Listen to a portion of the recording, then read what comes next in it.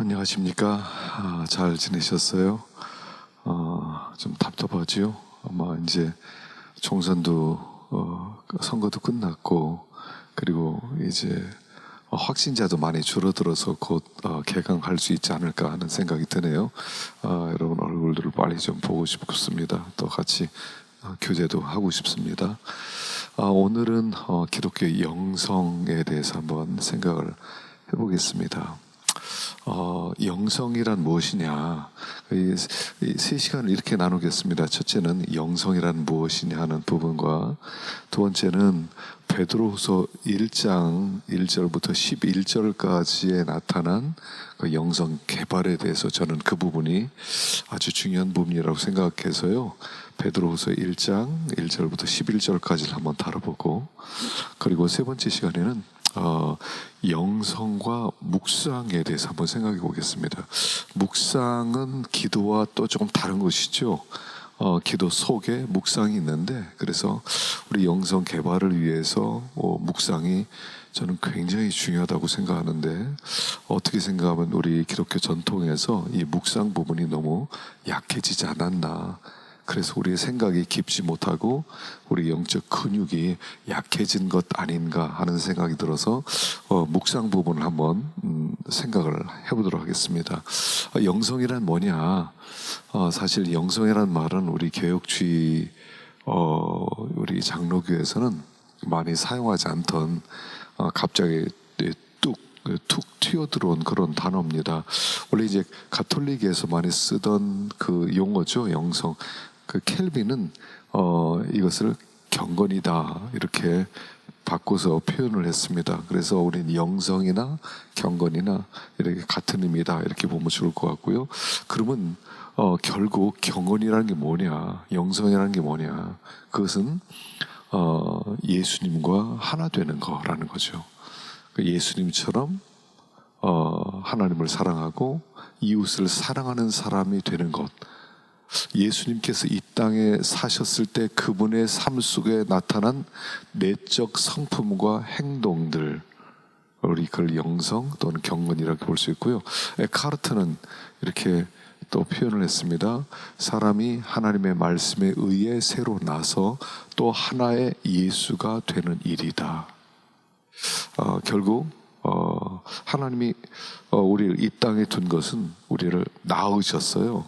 예수님을 낳으신 것처럼 영원전에 우리를 예수 안에서 낳으셨죠. 그리고 나서 우리가 예수님처럼 작은 예수가 되기를 원하는 것. 그래서 영성의 핵심은 예수님처럼 되는 거죠. 그리고 예수님과 하나 되는 것, 그렇게 볼 수가 있습니다. 회심은 그리스도인의 삶의 시작에 불과합니다.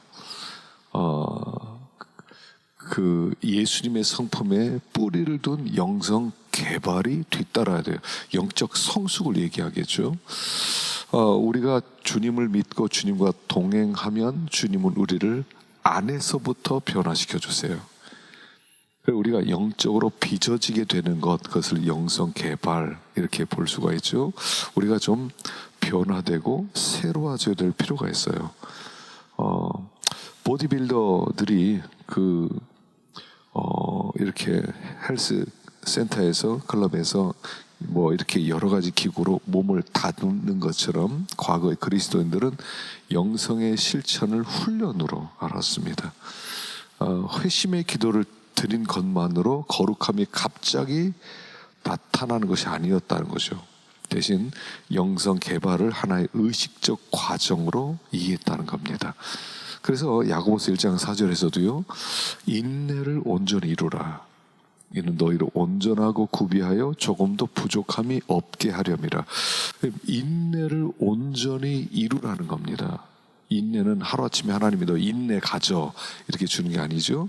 인내란 환경 속에서, 고난 속에서, 핍박 속에서 또는 궁핍 속에서 시간이 지나면서 점점 더 만들어지는 것을 얘기합니다. 그래서 이런 영성 개발에 대한 여러 책들이 있습니다.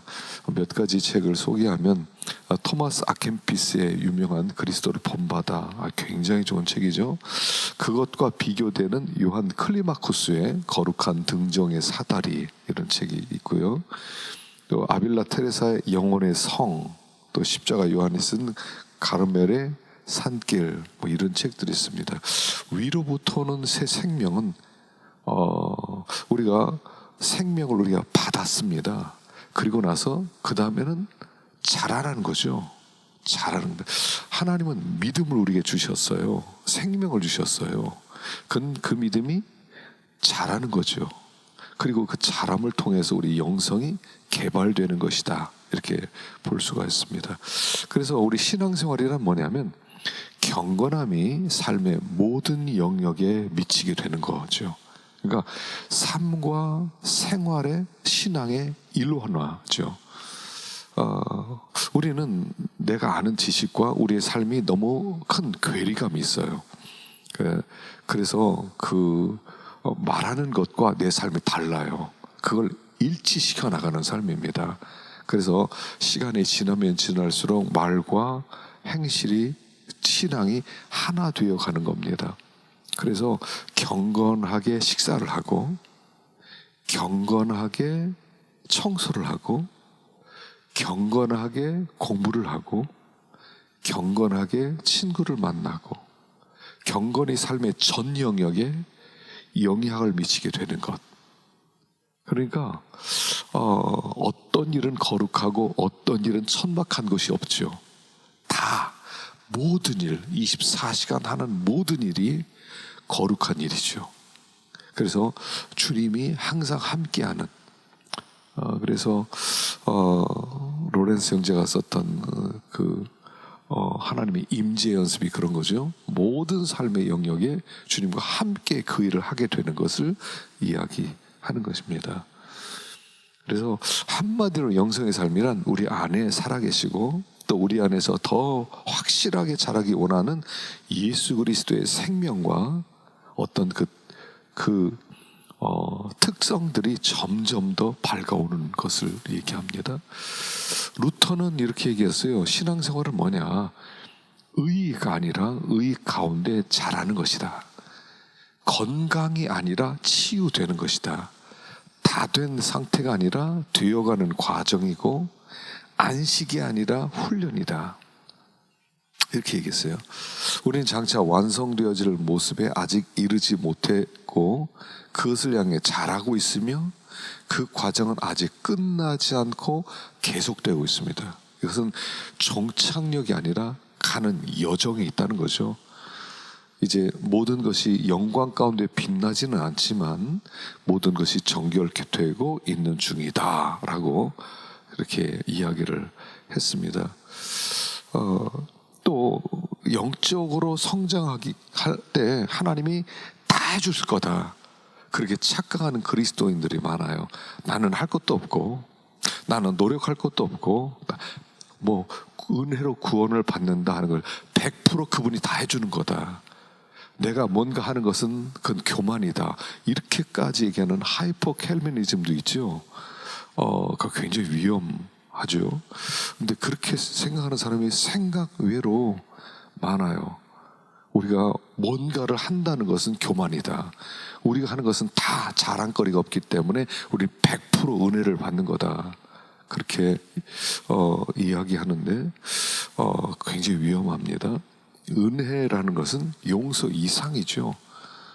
우리가 성장하고 변화되도록 하나님이 주시는 능력, 그것도 은혜죠. 그러므로 은혜와 상호작용하려면 우리가 그 은혜에 대한 반응이 뭔가 있어야 돼요. 우리가 은혜를 외면하거나 저항할 수도 있기 때문에 그래요. 구원의 순간 직후 그리스도인들은 하나님의 일에 협력하는 법을 배워야 됩니다. 구원받은 우리를 하나님과 그 내적 소통이 자라서 그것이 지속적인 외적 변화로 나타남을 우리는 깨달아야 되죠.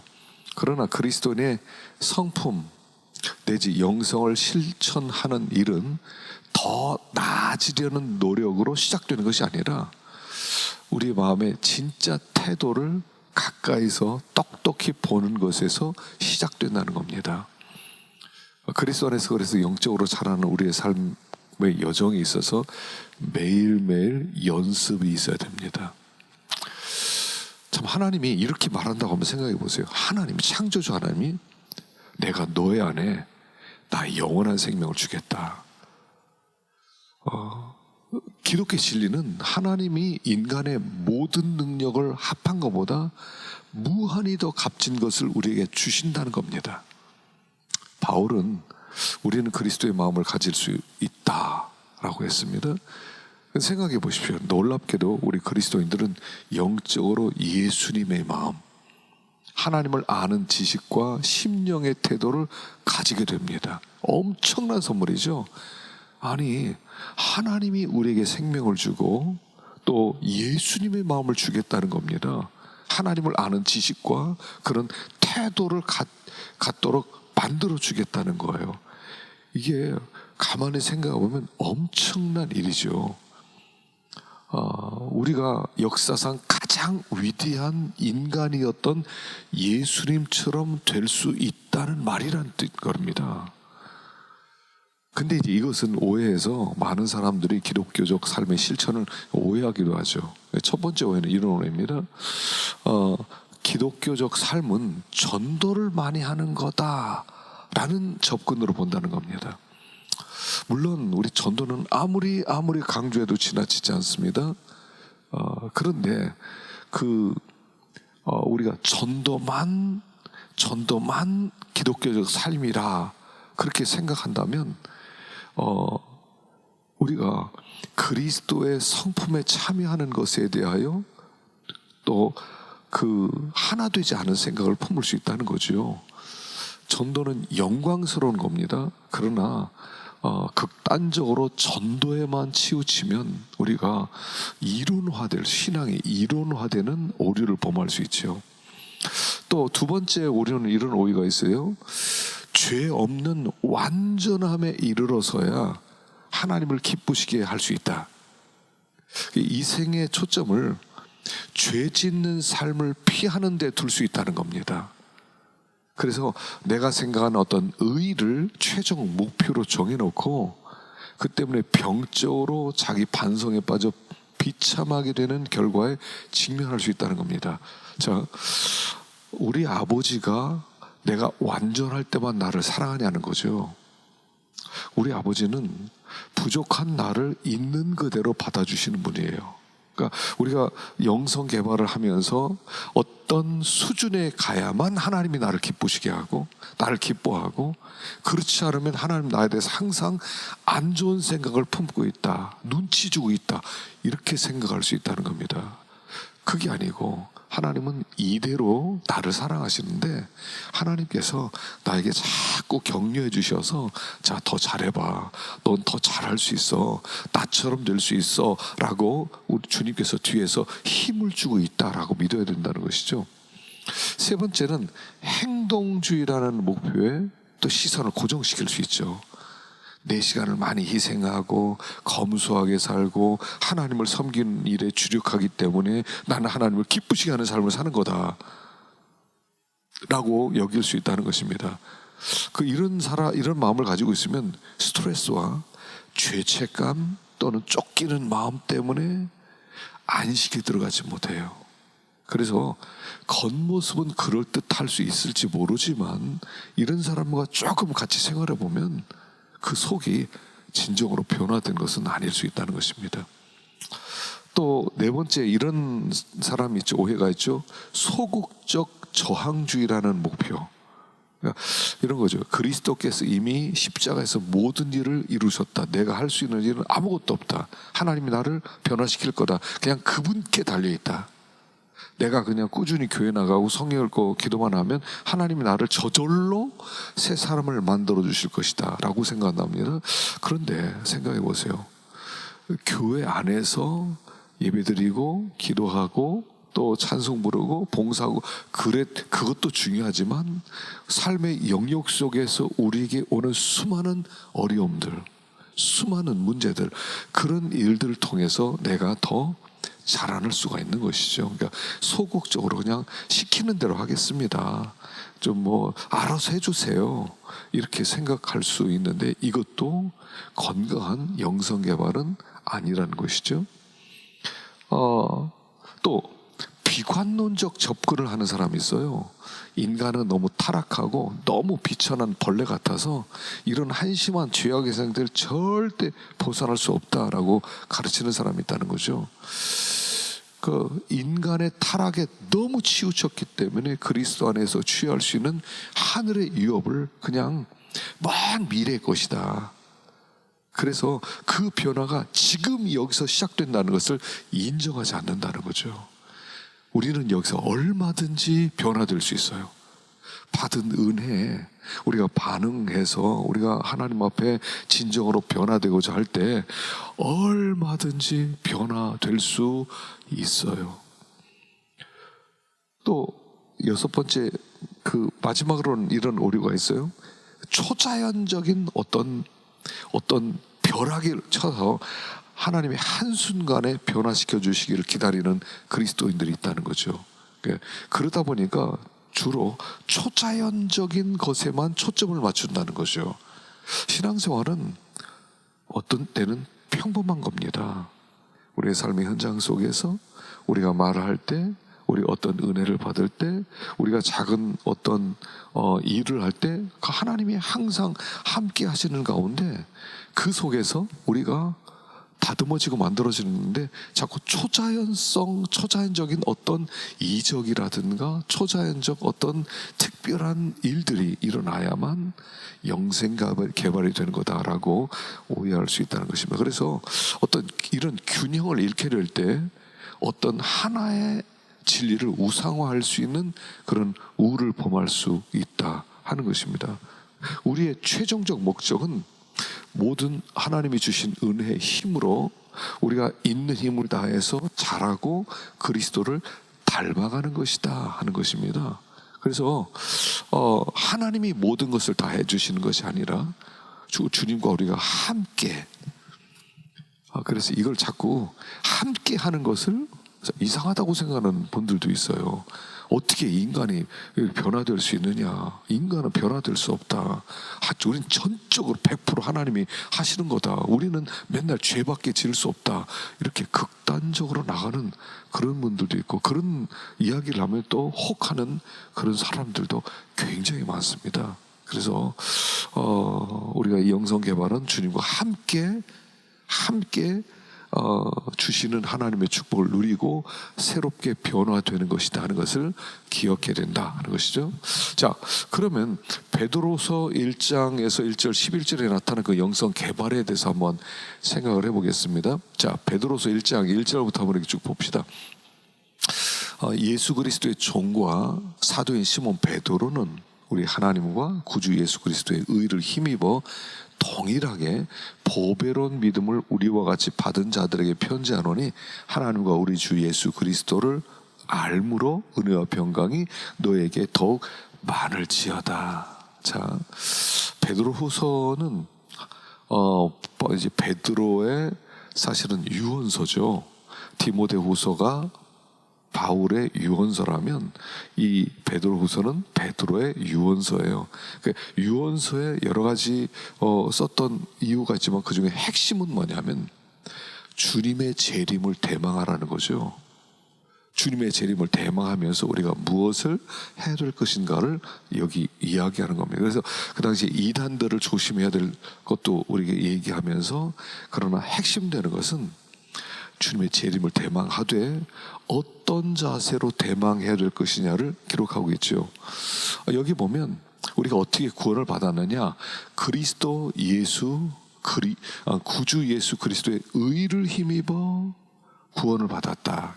그러니까 구원의 다른 길은 없다는 거죠.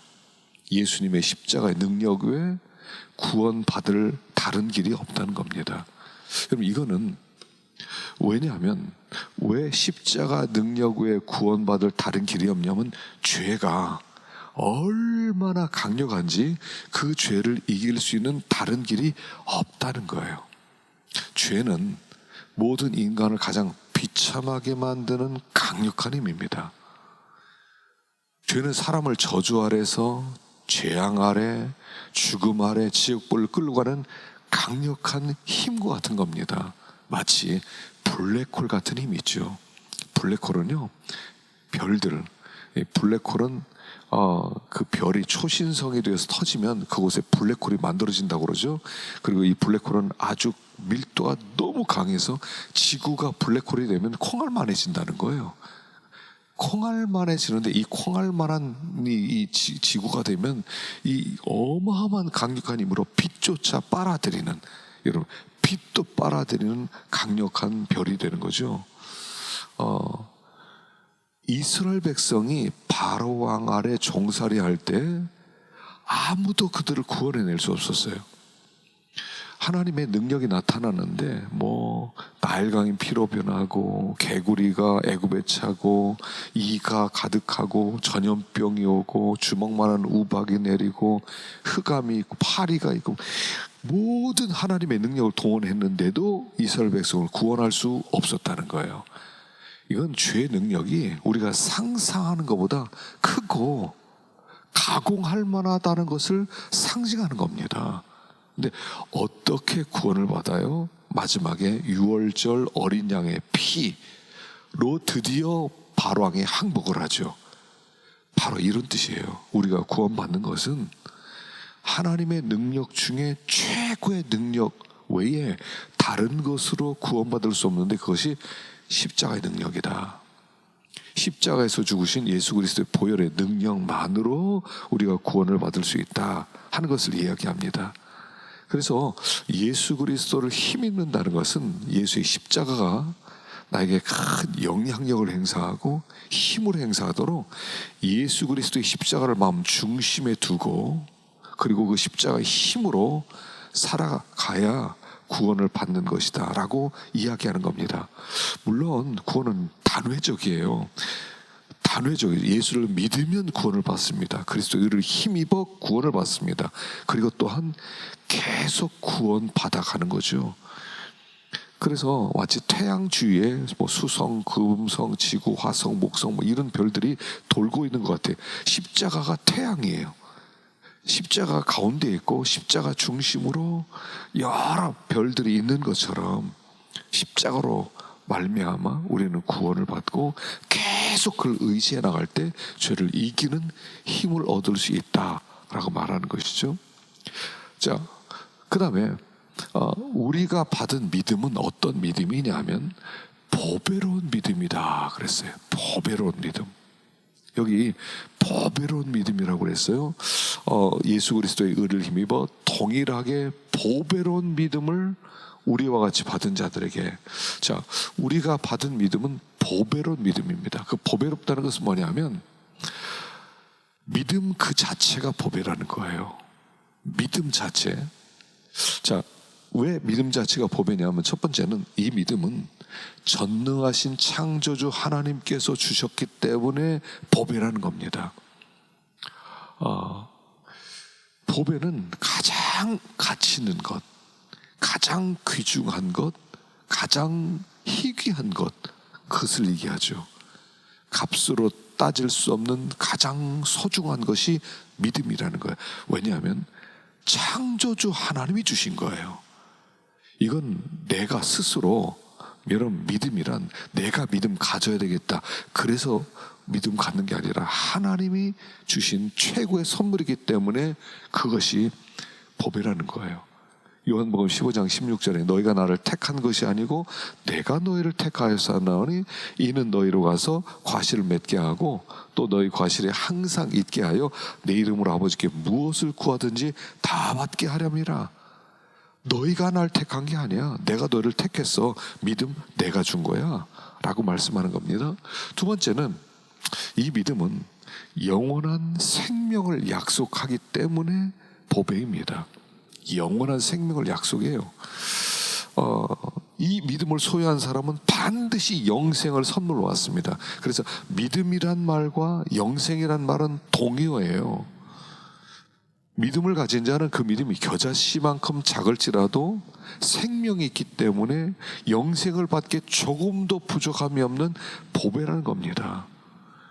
십자가에서 구원받은 강도는 예수님이 유대인의 왕이심을 믿는 아주 작은 믿음밖에 없었지만 낙원에 들어가는 복을 받았습니다. 영생을 얻게 하는 믿음. 이 믿음은 죽음을 이기는 힘을 가지고 있다 하는 것입니다. 그래서 이 믿음으로 어려움도 이기고 마귀도 이기고 죄도 이기는 그런 큰 보배가 믿음이다 하는 것이죠. 그래서 이 믿음을 받는 자마다 성령을 선물로 받게 되고 또 믿음으로 우리는 모든 복을 다 받게 되는 것이다 하는 것이죠. 그래서 우리가 받은 이 믿음이 얼마나 보배로운 믿음이냐 하는 것입니다. 자, 우리 잠깐 쉬었다가 우리 두 번째 시간 계속 합시다.